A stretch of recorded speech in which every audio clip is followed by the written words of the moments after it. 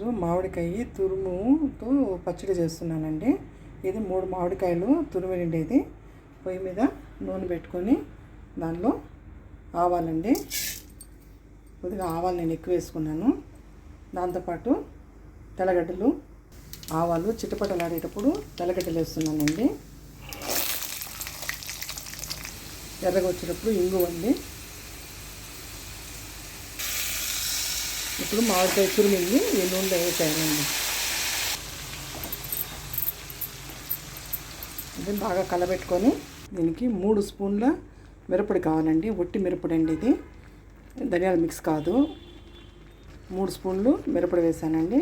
1 spoon మెంతి పొడి వేస్తున్నాను. ఇది మెంతి పొడి అండి. ఇది ఆవాల పొడి. ఇది సాల్ట్ అండి. సాల్ట్ దీనికి నేను 1.5 స్పూన్ వేసుకుంటున్నానండి. ఎందుకంటే ఇది లాగేస్తుంది సాల్ట్, అందుకోసము. ఇంతేసి బాగా కలబెట్టాలండి, అన్నీ మిక్స్ అయ్యే విధంగా. చూడండి, ఇది బాగా కలబెట్టేసాను. దీన్ని లో ఫ్లేమ్లో అప్పుడప్పుడు కలబెట్టుకొని ఒక ఆయిల్ పైకి వచ్చే విధంగా పెట్టుకోవాలండి. ఆయిల్ పైకి వచ్చిందంటే మీకు బాగా ఉడికినట్టు. అంతవరకు తక్కువ మంటలో ఎక్కువ కలబెట్టాలండి. చూడండి, నూనె ఈ విధంగా పైకి వచ్చింది. ఇప్పుడు రెడీ అయిపోయిందండి మామిడికాయ తురుము పచ్చడి. దీనికి నేను ఒక కాయకి 100 గ్రాముల లెక్కన 3 కాయలకి 300 గ్రామ్స్ ఆయిల్ పోసానండి. అది మంచి నూనె వాడితే చాలా మంచిది అంటారు, అందువల్ల నేను మంచి నూనె వాడాను. వాడితే హెల్త్కి కూడా మంచిది.